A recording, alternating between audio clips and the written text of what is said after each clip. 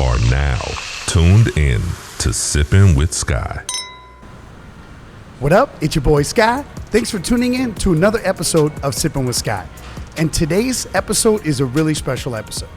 So this episode, we're actually traveling during COVID right here in Tulum, Mexico.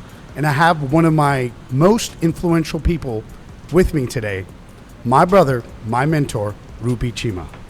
How you doing, Sky? Thanks for having me on here. Bro, I've been trying to get you on this podcast. You're supposed to be my very first guest. Yeah, and this is my first podcast ever. Oh, really? This is the first time I ever had headphones on and a microphone in my face. With all your success, I'm shocked that nobody's ever put you on their podcast. Well, I like to maintain a low profile. Yeah, driving around a Lamborghini and a Ferrari definitely is a low profile, right? I guess. Well, you know what? Before we get into your story, which I cannot wait to share it with the world, let's talk about our trip. So, I mean, we literally came here during COVID. What did you expect out of this trip? And what do you have to say about, traveling during COVID? Well, I think COVID is here to stay, and it's all about being precautious and being in outdoors places. I think that's why Tulum has gotten as popular probably as it has, is because everything is, as you know, is outdoors. We went to a few restaurants, and when we went to the jungle, which is almost a 2-mile street lined up with all sorts of beautiful venues, none of them had windows, none of them had doors. It was literally like being in a jungle. Yeah, it was pretty amazing, wasn't it? It was. And it's all about the outdoorsness, and the staffs around here take things very seriously. And of course, we just took our COVID test earlier today, and thank God I tested negative, so I can actually go back and enter the U.S. There you go. Otherwise, you would have to be here for another 2 weeks, right? Bummer. To be stuck in Tulum for I two know, more right? weeks. Right. Yeah. So you're from Vegas, and you've seen a bunch of crazy partying and stuff in your time. How would you describe that night at Rosa Negra? Well, one thing is it's marketed as a restaurant, and we had a table of 6. We ordered some amazing food I had shrimp tacos. You had an amazing steak, and but it becomes like a club. Yeah. And that was very interesting. Another thing is the staff really promotes the hypeness, and everybody get on your chairs and get on your tables. You could never do that in the States. If you even think about getting on a chair due for slip and falls and lawsuits, it will never transpire there. So the vibe, the atmosphere that they create, it can't be replicated in Vegas ever. Makes sense. You would have to sign a waiver before walking in. So I think that was a pretty shocking / fun part of it. Definitely unique. When it comes to, like you said, being in Vegas since 1997, almost 25 years, that's something I didn't see and probably won't. Wow. Coming straight from the guy that's been in Vegas since before it was really what Vegas is today. Oh, yeah, absolutely. Talking about Vegas, that's really where you got your start in business. I want to kind of go back a little bit. When obviously you had a very interesting life. When you're younger, your family was very, very wealthy. You lost everything. You then again by yourself became a multi-millionaire, lost everything, and now you're in a better position you've ever been in your life. Lots of luck. So how does one get beat up so much and be able to just stand up and shine? Wow, that's a great question. You have to have short-term goals and you have to have long-term goals. And you got to dream, and you have to dream big. And that's what I tell a lot of younger people is dream and dream big / think big. My dad used to say, if you dream about owning a plane, you might own a nice car one day. But if your goal is to own a nice car, you probably have a shitty car, right? So I think that's the number one thing is dreaming and thinking big. I think most people, we hear it all the time, you fail before you start. We just think things are impossible. And so I have a lot of, I can attribute, I think, a lot of my success for what my dad instilled in me about work ethic, discipline, and thinking big. And I think that kind of little recipe or formula will always make you try harder and just give it all. I love that because, I learned so much from you, and just seeing how you would be, you took me to a piece of property that you bought back in the day, and I can't remember the name of that property, but you were going to do this massive development, and the dreams and the aspirations you had was like, wow, this is crazy, and obviously economy took a shit, and it kind of messed up that project. But back in 2009. Yep. But then now, like your new project that you worked on with the car wash, with the drive-throughs, like the coffee shop in there, I mean, beautiful. Like to see you do that, you had this big dream, and it's inspirational, man. Oh, thank you. I'm, like with that energy and your support, like I'm really excited about this new project we're working on. Oh, for sure. It's good stuff, big stuff. Yeah, it's exciting. Like you said, you have to dream big. You have to aspire for more. Like you said, if you shoot for the stars, you might land on the moon. Yeah, right? Absolutely. And I see one time some young person came up to me. When you have these flashy cars, people will approach you, especially youngsters. And I have flashy cars because I'm a car guy. When I was much younger, back in the 80s, I had a poster of a Ferrari Testarossa and a Lamborghini Countach. I think every kid did back then. And you had that dream, that passion as a kid, and you made it happen. And I said, one day I'm going to buy both of them on the same day. Wow. Well, you know what? Cheers to that, bro. Yeah, right? This is Sippin' with Sky, so. Yeah, for sure. That is so freaking crazy. So, well, back to your question. What was your question again? Sorry. Honestly, I'm still thinking about what you just said about the two cars. Youngsters. Yeah, coming up and by the way, has that other guy ever came up to you, be like, hey, what do you do for a living? No, not that guy. the guy on YouTube everywhere. The TikTok guy, yeah. YouTube guy, yeah. So, and I tell them it's first, figure out what you want to do, and I realize most young people don't even know what they want to do. They all know they want to be ballers, and they want to do this, and they want to do that. Like, they know how to spend money, and they understand the materialistic stuff that money can buy, but they have no idea what they want to do. Yeah. So first you got to figure out what you want to do. Second thing you got to do is figure out how to get there. Well, the best way to figure that out is find somebody that's already been there. Facts. Right? So, in Punjabi, they say if you want to go to a village, you ask the guy that's already been there. Yep.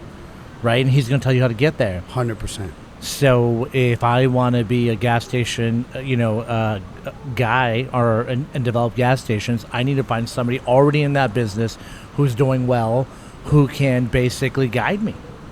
And then after that, it's all about getting a map. Mm-hmm. And sometimes it's not a straight line. Sometimes you got to go under a bridge, over a bridge, around a bridge. And sometimes you're taking 2 steps backwards.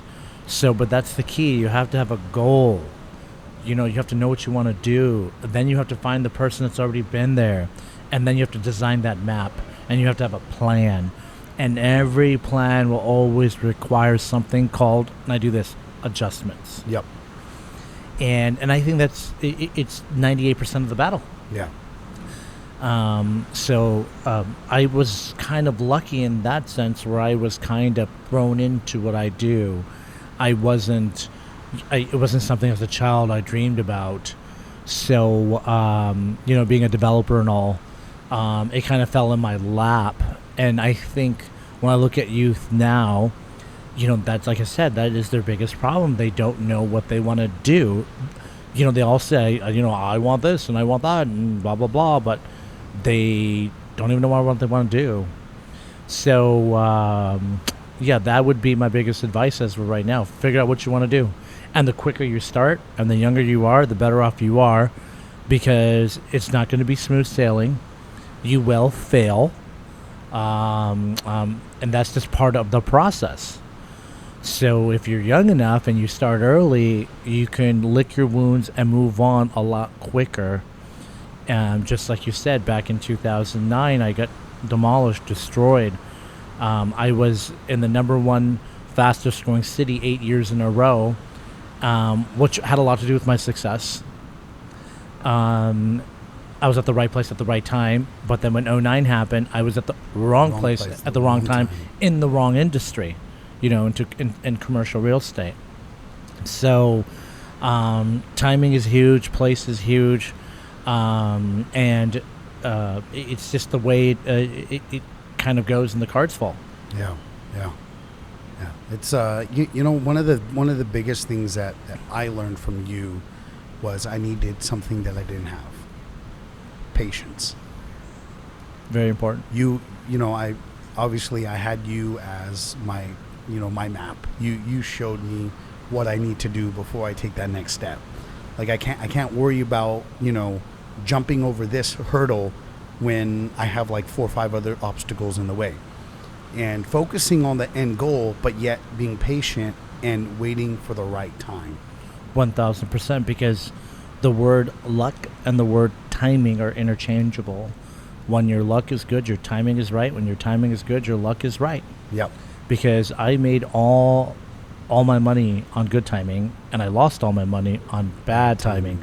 It wasn't anything to do with my skill set or me, not being a bright guy or whatever the case is. It was just bad timing or good timing when I got positive results. Yep. And then within a lot of the stuff that you've done, what I've noticed a lot, because I pay attention and I listen and I learn. Like, I may talk a lot to a lot of people, but I'm definitely a big listener, especially when someone who's done it before and you respect, and all the different things that you taught me that I'm so thankful to have a mentor like you, because if not, I would have been running. And I think I'm hitting my destination, but I'm running in the wrong direction. So I think it was really cool to have somebody like you. And like you said, if anyone who's listening, watching this podcast, find that person for you. And the biggest thing that I thought was exciting that I started implementing in my life is you would talk about, obviously, you having a Lamborghini, you have a Ferrari, you used to drive the Honda Odyssey more than anything else. I always found that funny. But the fact that you were the poorest of all your friends, your network was all the people that were being more successful than you were. And the fact that I saw myself, I would always surround myself with a lot of amazing friends, but they weren't really moving, they weren't pushing forward, they weren't really getting shit done.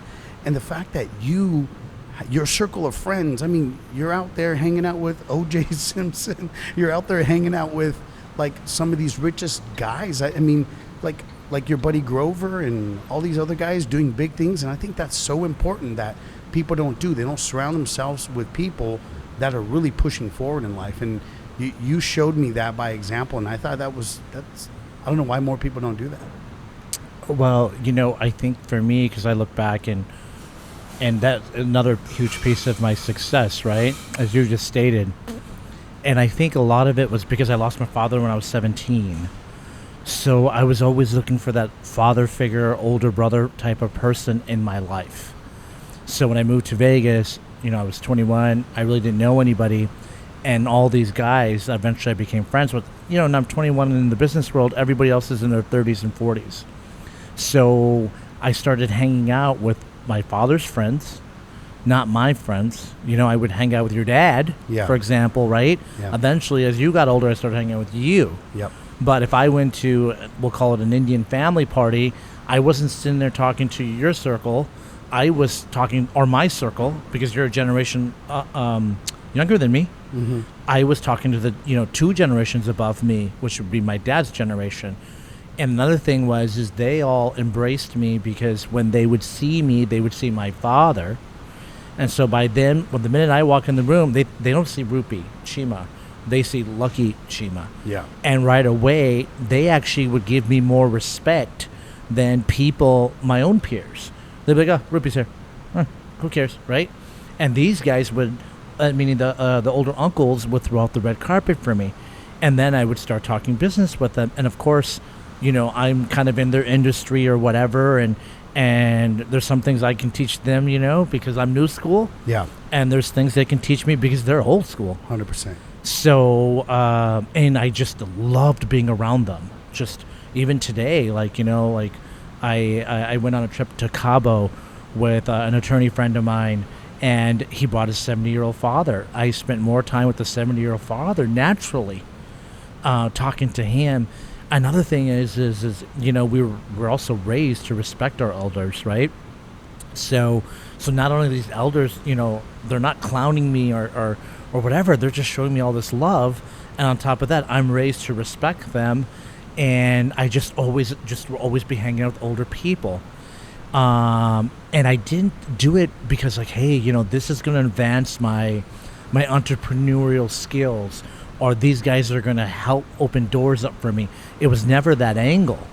It was that angle of wow, these are my dad's friends. This is the closest I'm going to get to my dad is through his friends. And I just naturally gravitate to them. So usually when you have something, you never appreciate it, right? And so most, Indian kids our age, they have their dad at home. So they don't care. It's oh, his dad, whatever, right? So that kind of helped a lot. And there were just a lot of moments I can look back on that just kind of where I was there by default, but there were episodes that kind of changed the way I started thinking. Yeah. Because I just happened to be surrounded by older guys. Yep. And I think they liked having me around because either I reminded me of them of my father, or it was my own little circle who they never knew my dad. Yeah. But then I was the younger brother guy, hey, come on kid, and and I think another key to success is if there's one thing I can teach my children is learn to be nice. Yes. Being a jerk off gets you nowhere. Being a freaking a shit talker is not going to get you anywhere.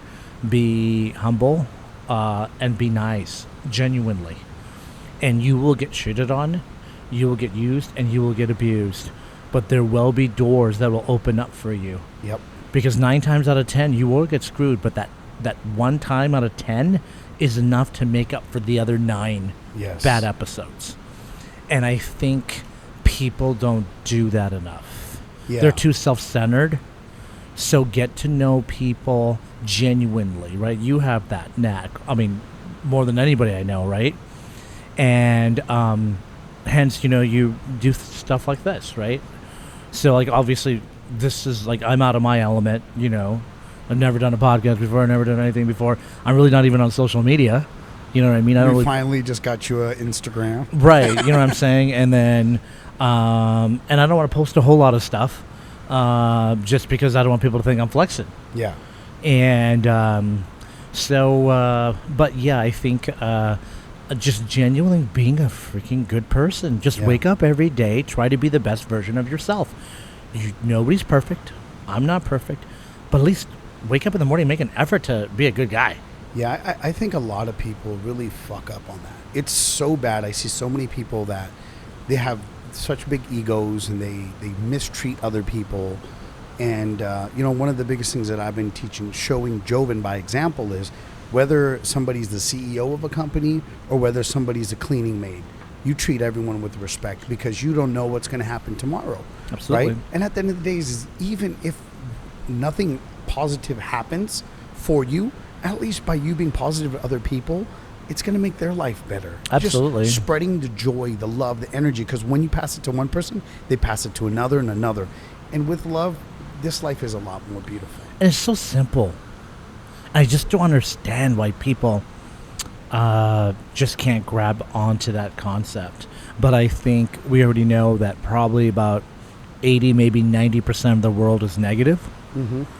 And probably that's why, 10% of the world controls most of the wealth. Yeah. Because they're the positive people that make things move forward. Because if you're negative, well, how are you going to be able to be an entrepreneur or do anything? Because you've already failed. Yeah. Because you're doubting everybody else or yourself, right? It's funny because I just recently had a conversation, and the conversation was about a business, right? And having the conversation, within the conversation, somebody said that, oh, but then you have to think about like if you fail, what are you going to do? And I'm like, that's the problem. If you start thinking about failing in something and having a negative view, then you're not even going to be successful because you're only worried about failing. Whatever you focus on is going to be what you get, right? And if you're positive with people, you're going to have better relationships. People want to be around you, and that's why, like, anytime I'm with you, we're hanging out with a bunch of amazing people. I mean, hell, you're always going out with OJ and all your other friends out in Vegas. So I mean, it's just about having like good energy and just being a good human being. And I think that you're right. I think that's why only 10% of the world of the population has most of the money. Because they're the 10% that are positive. Yeah. The other 90% are negative, shit talkers, haters, all the above. Yeah. And it's just, I just can't explain how simple it is. Yeah. And people just don't get it. So just be a nice person and just freaking be the best version of yourself. Have a damn plan. And another thing is wealthy people love to talk about themselves. Yes. Okay, they love to explain because it costs them zero money, and they're already there, and there's enough money for us all, and they have no problems giving up the secret formula. You're gonna have to do the hustle, but they have no problems giving up that map. Yeah. And one thing is like, I keep saying one thing, right? Okay, it's the two words, earn it. Yep. Be a nice dude, and number two, earn it. Yeah. That's it. If you want anything in life, go and get it. Go get it. Work hard. Earn it. If you want to be an astronaut, go earn it. Yeah. You want to become a billionaire, go earn it. Whatever you want to do, you have to earn it. Yes. And the minute we understand that simple concept that I have to earn it, you will do what it takes to get it. Yeah. If you want it, right? Yes. Yeah.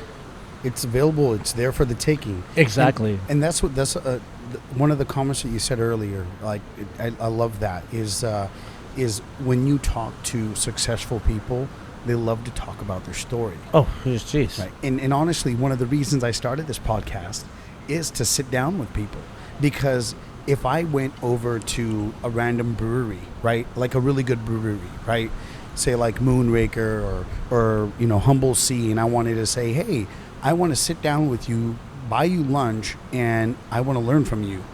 They're probably going to say I'm busy. But then when you're like, hey, I want you on my podcast, I want to share I want to let the world know about your story, about your beer. I love it, right? So that was kind of my thinking is I was like, hey, it's vertically integrated, right? With happyplacecraftbeer.com, right? Our shop, the Bloody Cure, and all the stuff that I'm doing, it's all vertically integrated. So now I get to sit down with people like yourself that's super successful.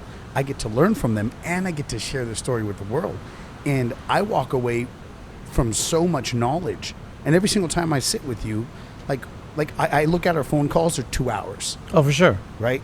We sit up till 4 or 5 in the morning just for talking. Sure. Yeah, absolutely. Learning. And if people did that more, they would be more successful. Well, and you don't know who is going to give you that one aha moment. Mm-hmm. You know what I mean? Because that conversation can happen at 3:30 in the morning, like you said. You know what I mean? It could happen at any given time. So, but I have this one real good friend, and older guy, of course, and he says, Rupee, if you want to score a goal, you have to be standing in the soccer field. You need a soccer ball. You should be wearing a uniform, and you should be at least kicking the ball, and maybe then you might actually score a goal. But if you want to score a goal and you're not wearing the proper uniform, the proper shoes, and you don't even have a ball or any of the above, you're not going to score a goal.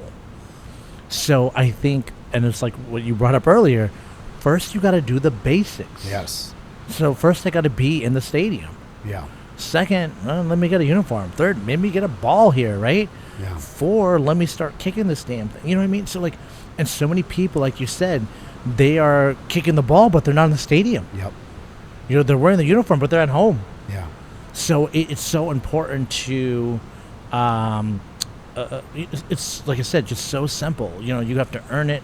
You and if you just keep going at it, it will happen. 100%. Another thing that's interesting is, you know, it might not happen your way, the way you envision in your head, right? Because most likely it'll end up being even better. Yeah. And you got to be ready, just like we were talking earlier. And you said you have to make adjustments, right? Yes. So you're calculating your route, and then all of a sudden, well, there's a faster way of getting there. Recalculate your route. Find out better options. Like when we started with the Bloody Cure, right? I jumped in the business that had no idea on the manufacturing side and all that. I got hit with so many punches along the way, and now we're restructuring the company and doing it in a complete different way, right? And we have our end goal in mind. We already know who we're going to build this company up and sell it to. We already have the amount of money we're going to do it. It's the goal. Like now I have that goal. I know where the goal is. So now I feel like I'm on the soccer in the stadium. I'm on the field. I have the jersey. I have the ball, and I'm kicking it. And if people did that more, I think it could open up so much opportunity. And talking about opportunity, like you said, there's so much opportunity for everybody. For sure. And for someone who feels like, oh, there's not an opportunity for me or for this person, it's bullshit. Because you make that opportunity, there's enough money, there's enough dreams, whatever dream you want. If someone's willing to work hard, like you said, work hard and be passionate about what your dream is and work towards it. I think the problem with this young generation, they're chasing just the dollar, right? They're chasing money. They're not chasing a dream. And they're, like you said, a lot of them don't even know what they want to do. I don't think they're chasing a dollar. They're trying to chase an image. I think you nailed it right there. Everyone is trying to be. Because I don't think there's anything wrong with chasing a dollar, but they're chasing an image that's fake. Yes. Because another thing is like when you start seeing stuff on social media and people flexing, you know, most of those people aren't real money people, you know, and they're not the norm. You know, they're all what we would call the outliers. Yeah. You know, when you're watching the Kardashians and this and that and blah, blah, blah, those are all outliers. And that's not the norm.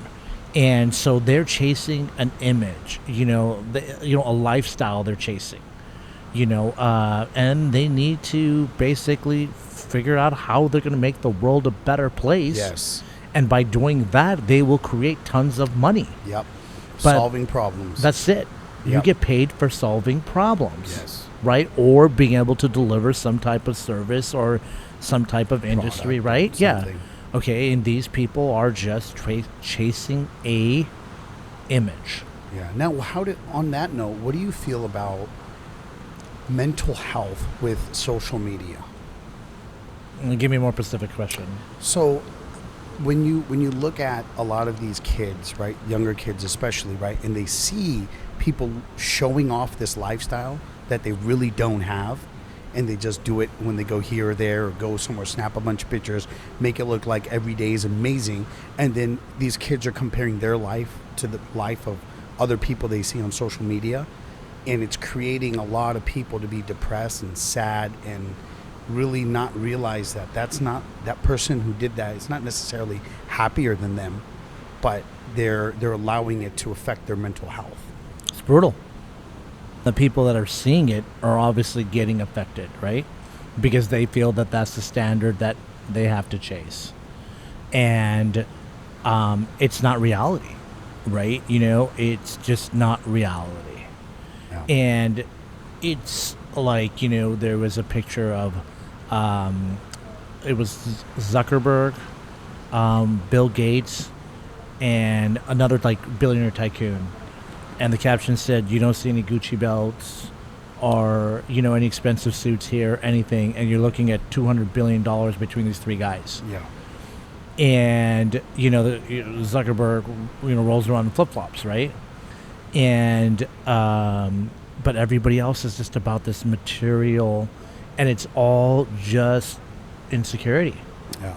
Now, see, the thing is I think it's great if somebody has the money to go buy it, right? But I feel like a lot of people are buying it on a credit card or buying it with money they can't afford to. And then later on in life, they're not going to have any investments or anything because they're wasting their money on depreciating Assets. items. I mean, I don't even want to call it an asset because, you know what I mean? But you're right. They're depreciating assets versus focusing on doing something better for them financially, even if it's investing some stock that you think is going to go up, hold it on long term. They can't do it. They can't do it because it requires discipline.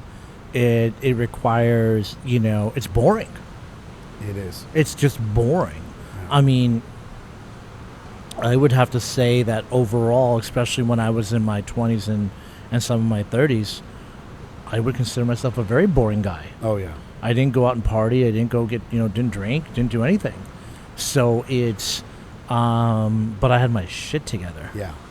And I think that is the problem. And it's just, if you have the money to afford to do something, God bless you, go burn it. Yeah. Do whatever you want if you can afford to do it. But it's usually, we're talking about the people that can't, right? Yeah. And that is just getting worse to worse to worse to worse. It's sad. It's just truly sad. And I just kind of sometimes think, as you know, my kids are 14 and 11, and like I'm thinking, wow, like they're gonna have it tough. Yeah.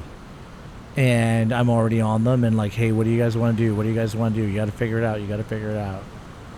And but who knows? Now, what's your take on?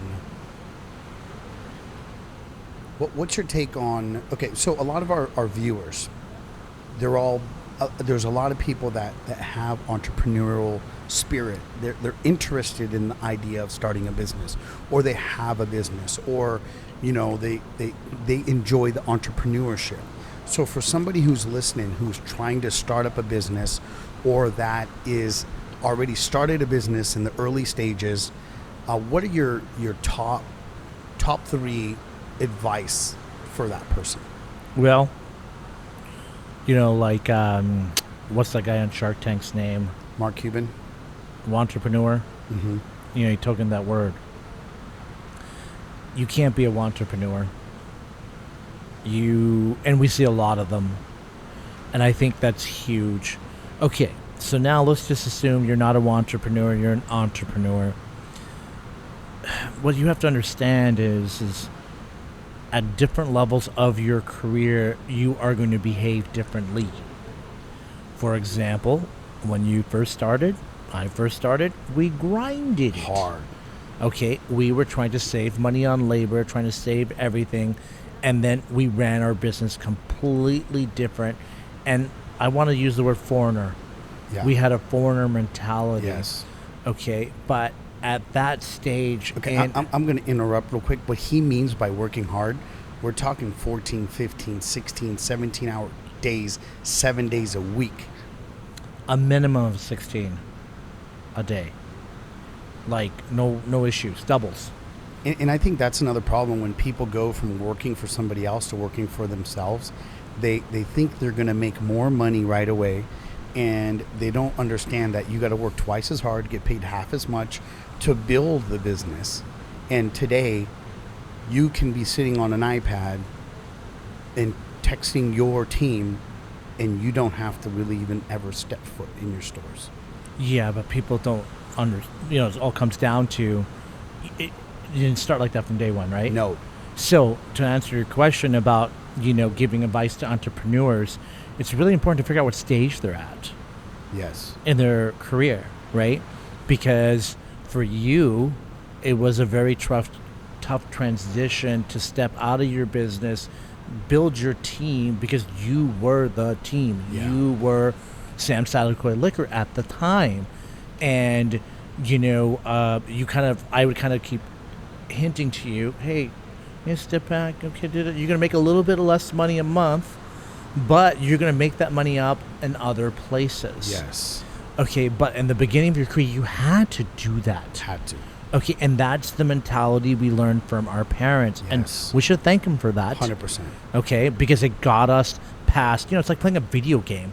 You have to keep leveling up, right? Okay, I'm in level 1, I'm level 2. Okay. That's just level 1, period. Straight and simple. And then, when you get to the next level, you got to kind of start stepping out and start thinking a little totally different, because now you're not managing your business. Now you're managing people. Okay, but I think where I see a lot of people make the mistake is either they're too foreigner mentality and they just can't make that, they can't get to the next level. Got it. Because they can't let go. They rather work themselves and pay a manager an amazing salary to do what they think they can do twice as better, right? And so a lot of them just never move up. Actually, let's go backwards. Most people aren't going to do the grind. Yes. Okay, so then that gets rid of a good, 90% of the entrepreneurs, right? Oh, yeah. Okay, so now the entrepreneur gets in there, but now they freaking bought themselves a job. Yes. And they can't, that's the next step, right? So if you made, the first threshold, cool. But now the goal wasn't to buy a job. Yeah. The goal was to be a legit entrepreneur and run your empire from your iPad, right? Yeah. Okay, now when to making that transition, it's tough because it's a different mindset. Yes. So back when, I've gone, I joke around 0 to hero 3 times in my life, right? Where I had lost everything 3 times. So, but I had to change my mentality when I was, because I remember in 2009, I said to myself, this is 1997 for me all over again. Like, I can't be doing what I've been doing, which was, have people, have a management team. I can't do that. I got to go back to the grind. And I did. So, which was standing behind the register all over again, right? And doing those crazy hours and all that stuff, right? And going and buying food off the 99-cent meal menu. Oh, yeah. I was at Popeye's Chicken on Tuesday for $1.49 for 2 pieces of chicken. I was at Little Caesars with, $5 pizzas like every Sunday. And, I knew where Taco Tuesday was. And so I knew who had the deal on what, everything. And used to eat the write-offs of my sandwiches, at my own store. And legit just grinded saving every single penny. The thing that for the second time, not the first time, the second time. And was that the third time? No, second. That was the second time. Yeah, second time. And then but that's what I'm saying. It's so coming back down to the our original question, which is what advice to give entrepreneurs. So if an entrepreneur who is starting, we're going to tell him, get ready for the grind, bro, of your life, right? Let's just do the math. If I work 100 hours a week and the average person works 40 hours a week, that means I'm working 2.5 times more than my counterpart. Yes. Okay? So what that person will achieve in 10 years, what what they will achieve in 10 years, that'll advance me 25 years. Yeah. What they will in 30 years of working, times that by 2.5, that means that's 60, 75 years. Yeah. So what they're going to accomplish in 30 years of growthness, I've put 75 years worth of work in. That's the Mamba mentality right there, man. But you see what I'm saying? Oh, yeah. Okay, people don't understand math, and they don't understand exponential. Yeah. So now, of course you're going to outpace, beat them, because we're all running a 100-mile marathon, and you are running 2.5 times faster than everybody else, and you're not taking any breaks. So of course you're going to get to the goal way before everybody else, right? Oh, yeah. Okay, so, but then when you're getting on, mile 90, you're not running anymore. You got people carrying you. Yeah. your last 10 miles, call it, right? You got people carrying you. Great way of putting it. So okay, so that's another thing. Get ready for the grind. Then once you're in the grind and your credit is established, your bank relationships are established, your vendors are established, you got a couple key good employees that you have groomed. Yeah. Okay? Now it's you're gonna you're taking 1 foot out. Right? That's the second step. Then the third step is completely remove yourself. Mm-hmm. But that's not going to be till probably year 10.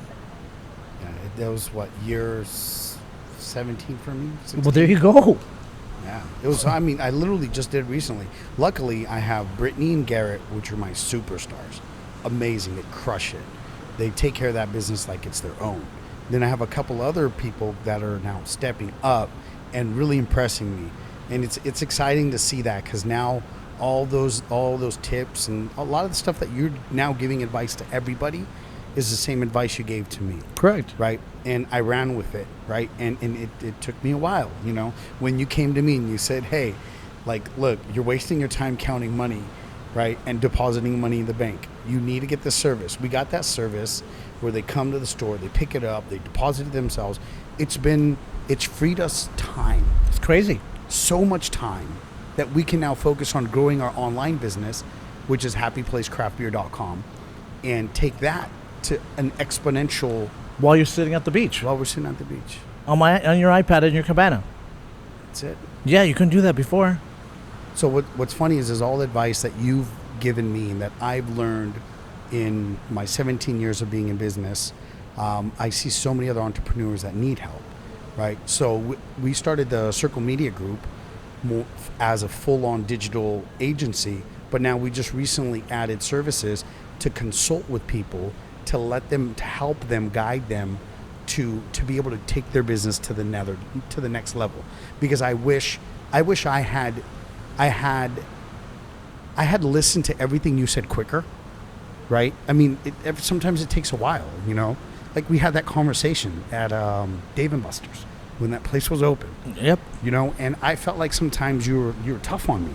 And I felt like sometimes... Well, I was. Yeah, you were, right? Yeah. And sometimes I felt like you're not giving me a fair shot when I'm the dreamer. I'm like, I'm going to do this. And you're like, wait, before you do that, you need to do this, right? Which is the best advice ever. And then when you broke it down like that, I was like... Okay. Well, it's also another thing is like, when you failed miserably in your life, and things didn't go your way, because another thing is like, we're giving advice, but you also have to account for times of projects that aren't going to work. Yes. Okay, so it's not everything you're going to do is going to be a home run. 100%. So you got to factor that in. So now you're grinding it, and then you're gonna kind of move up a little bit, and then you're gonna get one business that's gonna just absorb a lot of your money and time and eat shit, and then you got to write it all off, and so then you actually took a step backwards now.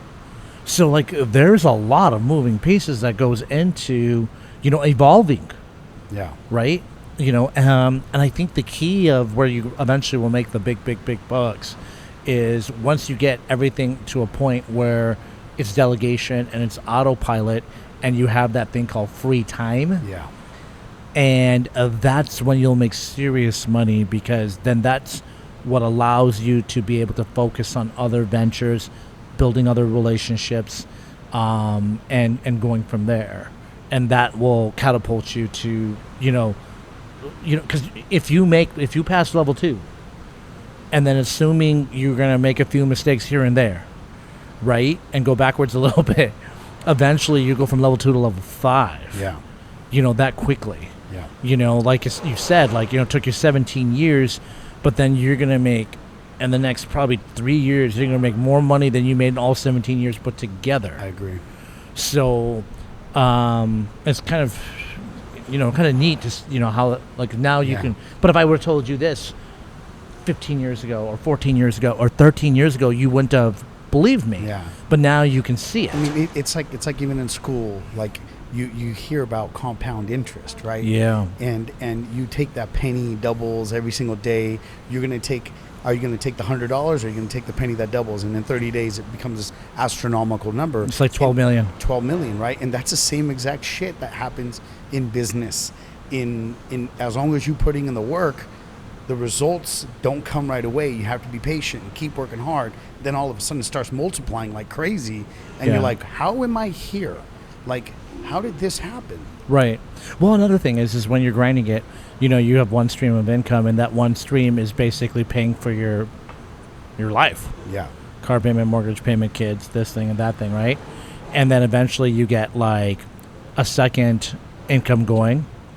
And then once you get the third and fourth income going, then that's when once you get that second, I would say the third and fourth income going, then you really catapult. 100%. Because now just say when you get, so your first income, like I said, income stream is going to, like I said, pay for your life. Yes. And you're not really banking a whole lot. And then when you get the second income, assuming you don't, upgrade the cars and the house and the lifestyle and all that, right? Now you've got a whole income stream for savings, and then that's more ammunition, more seeds you can plant. And then once you start getting 3, 4, 5, several streams of income, and then it's on. 100%. And then, the exponential growth is on fire. You know what? You are the definition of persistence culture. Persistence, okay, that's cool. Persistence Culture is now our official sponsor for Sippin with Sky. Okay. I'm going to get you all kinds of cool swag because you live the persistence culture. Well, cool. I love it. You've always been, you work hard, you're always grinding, you're always moving, you keep moving, and you inspire me. Oh, thank you. Hopefully we can inspire others. Let's do it, baby.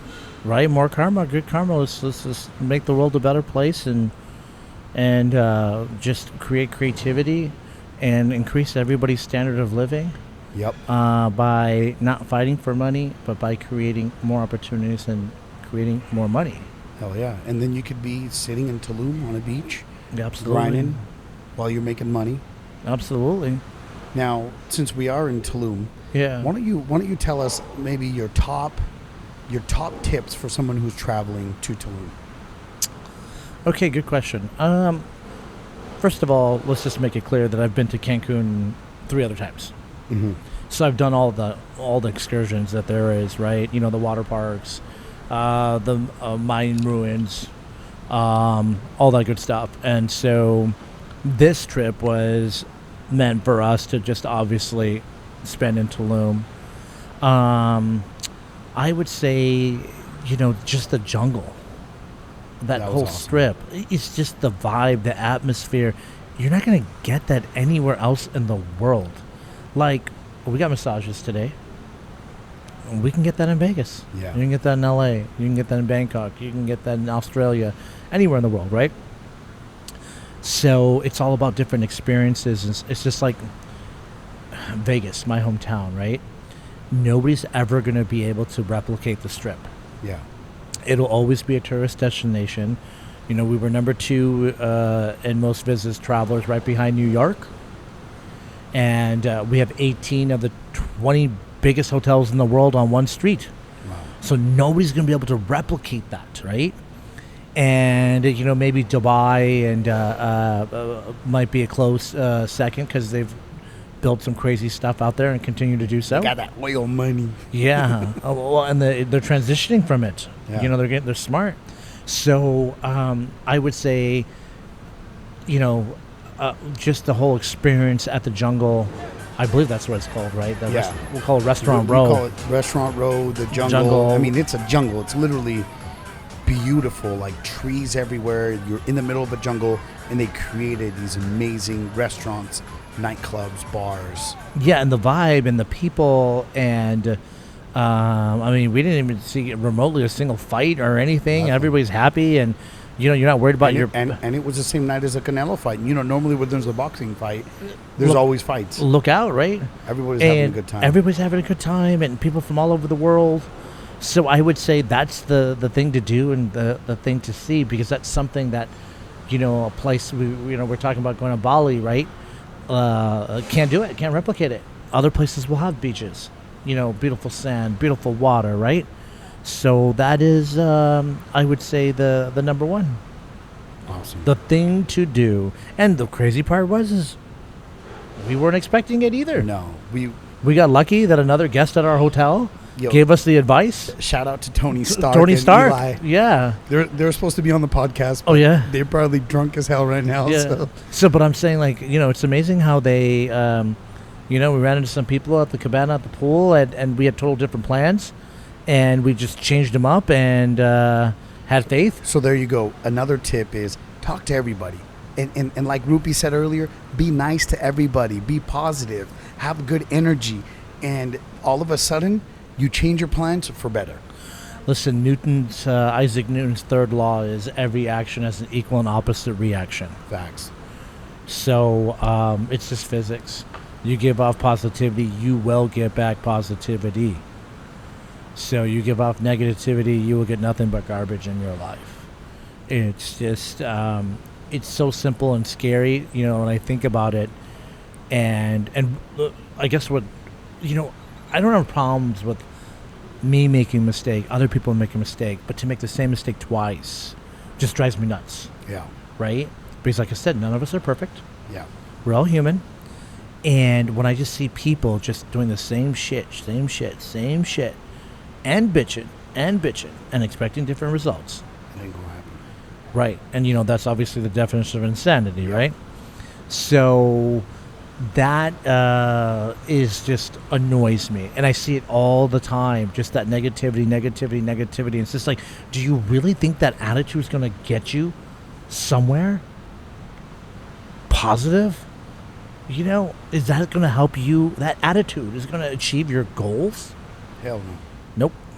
Hell no. Not at all. And the other thing that I found, I found interesting about here in Mexico is the exchange rate.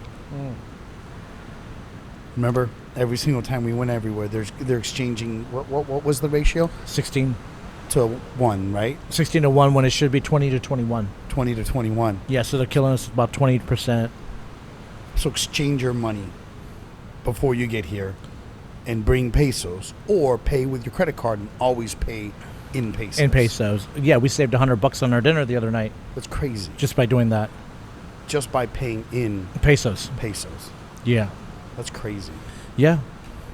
Well, everybody's got to hustle. Yeah. It's not the hustle I want to do. I don't think it's legit, but hey. Right.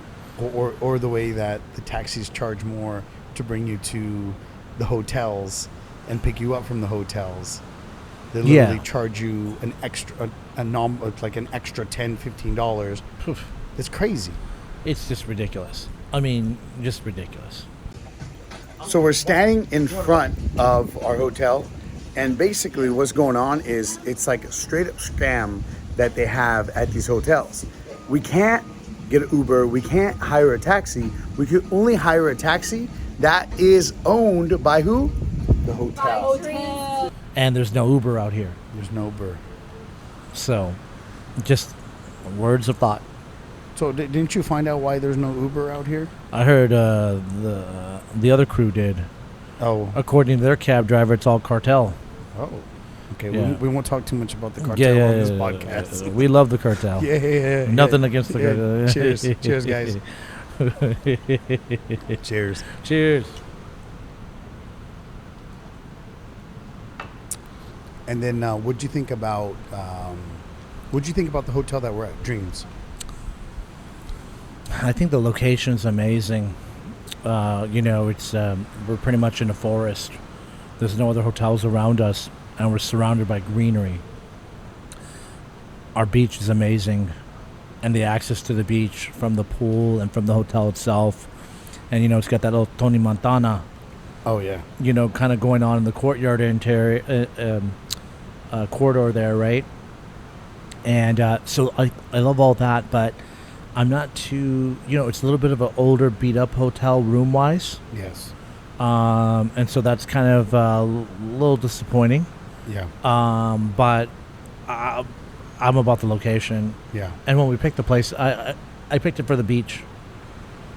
Yeah. That was the key. The beach here is really nice. It's just easy access and all that. And I love the greenery because coming from Vegas, we don't have any greenery. Oh, yeah. So for us, this is a treat to see all these palm trees and all this greenery.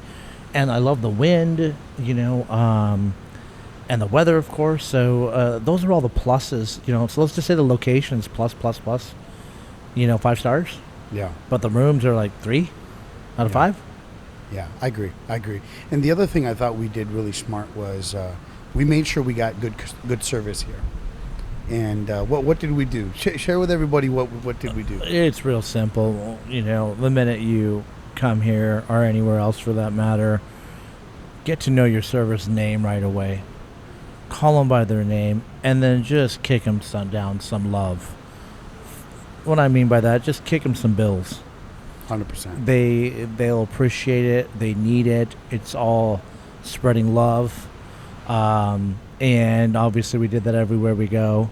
Shout out to Salvador. Salvador was the man. He was the cabana guy down by the pool. Took great care of us. How did he spell out happy birthday so fancy using sand in his hand? I don't know. That was crazy. Wasn't that nuts? Yeah, when he kept saying this is a special thing we don't do for anybody. And I was like, I couldn't believe it either. Pretty legit. I was like, what is he doing? I thought he had something underneath the towel or something. And then all of a sudden, I totally thought the same thing. I thought he was, had some gift or something underneath. And then when he did it, I was like, oh, legit. That was like, I've never ever even seen somebody do that before, even like on YouTube or you name it. Yeah. So Salvador was amazing. Like the whole staff out here was really good.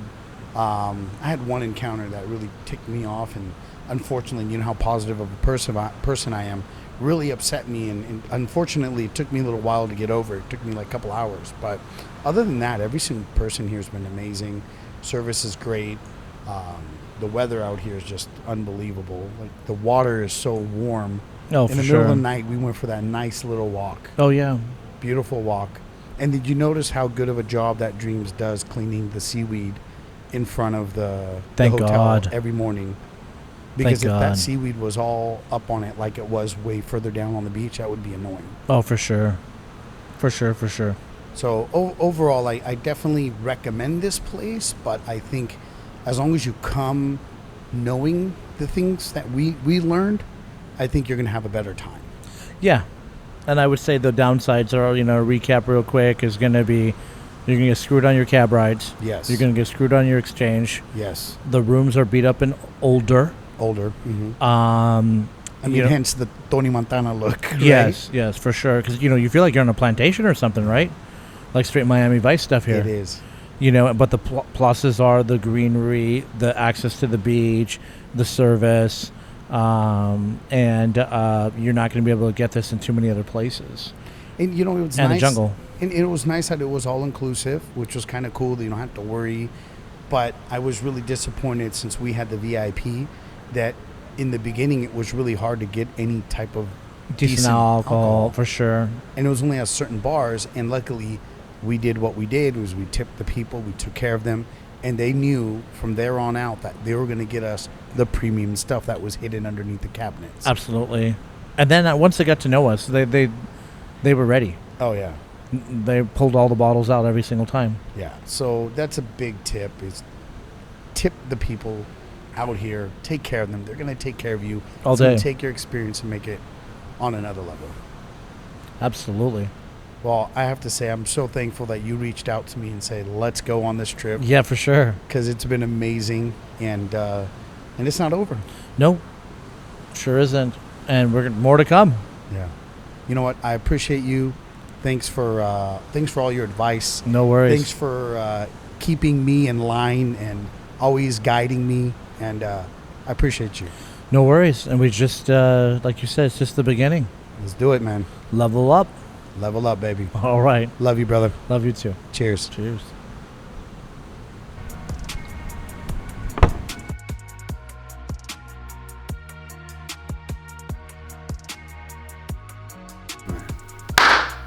Thank you from the bottom of my heart for tuning in to Sippin' with Sky. Please don't forget to like, comment, share it with a friend, and subscribe. Also, you can follow us on Instagram at Sippin' with Sky. Cheers! We'll see you on the next one.